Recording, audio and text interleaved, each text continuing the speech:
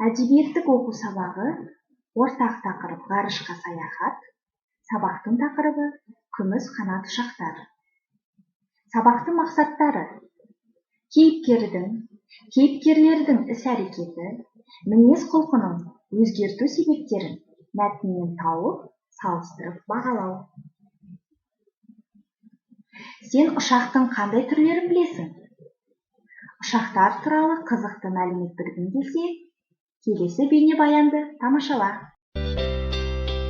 Ұшақтар жайлы қызықты ақпараттар. Әуе транспорт әлемдегі ең қауіпсіз транспорттың түрі. Әлемде әрбір 3 секунд сайын ұшақ жерге қонады. Егер күнделікті әуе апатының мүмкіндік пайызы 0,1 болғанда, күніне ең кем дегенде 13 ұшақ апатқа ұшырауы керек болар еді. Әуе апатынан қайтыс болу мүмкіндігі мен жаяу жүргінші жолында бағдаршамның жасыл белгісін күтіп, көлік басып қайтыс болу мүмкіндігінің қатынасы 1-10-ға тең. Ұшақ сапарға шығар алдында күрделі техникалық бақылаудан өтеді. Әуе апаты байқаусызда болатын жағдай емес. Адамдардың 80% ұшақпен сапарға шығуға қорқады, ал 5% ұшақпен ұшудан түбегейлі бас тартады. Ұшу мен биіктіктен қорқуды ғылымда аэрофобия деп атайды. Оқулықпен жұмыс, сынақшы ғарышкер. Мәтінді түсініп оқы. Мәтінді түсініп оқып болған соң, ізден, сұра, зертте айдары арқылы мәтіннен сынақшы ұшқыш болудың қиындығы суреттелген бөлігін тауып оқы. Ойлан. Тоқтар басына түскен қиындықты қалай жеңе білді? Кейіпкер қиындыққа қарсы тұра білу дегенді қалай түсіндіреді? Болжа. Туған жері тай құлындай бірге өскен достары есіне оралды. Әке орнын жоқтатпай, құйттайынан бағып қаққан жездесі Нығымет пен әпкесі Бикенді сағынды.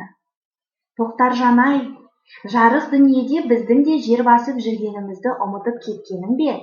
Деп Нығымет құшағын жая ұмтылып келе жатқандай. Жалғызым-ау, жарығым-ау, не ғып хат жазбай қойдың деп, Бикен де бауырына басқандай.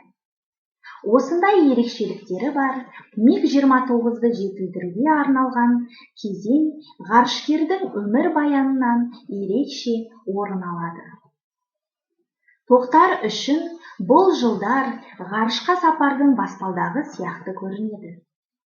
7 қат аспан төрін сан рет шарлап ұшқан сынақшы сөйтіп ғарышқа да қадам басты. Өзімен бірге қазақ елінің мәртебесін аспандата көтеріп, ғарышқа бір-ақ алып шықты. Тіпті оның түркі халықтарының арасынан бірінші болып ғарышқа ұшуының өзі неге тұрады? Салыстыр. Өз болжауыңды мәтіндегі ұшқыштың сезімдерімен салыстырып көр. Келесі тапсырма: сәйкестендір. Кестенің бірінші бөліміндегі сөздердің мазмұны екінші бөліміндегі қай сөзге сәйкес келеді? Ақау кінәрат, лезде қас қағым сәт, тұңғыш бірінші. Кемшілік сынық, алғашқы, көзді ашып жұмғанша. Өзіңді тексер. Ақау кінәрат, кемшілік сынық, тұңғыш бірінші, алғашқы, лезде қас қағым сәт, көзді ашып жұмғанша. Қорытындыла. Қиындықты шешу үшін адамға қандай қасиеттер қажет деп ойлайсың? Үйге тапсырма. Тоқтар Әубәкіровтің өмір жолын сызба бойынша жалғастырып айтып, дәптерге жазып орында.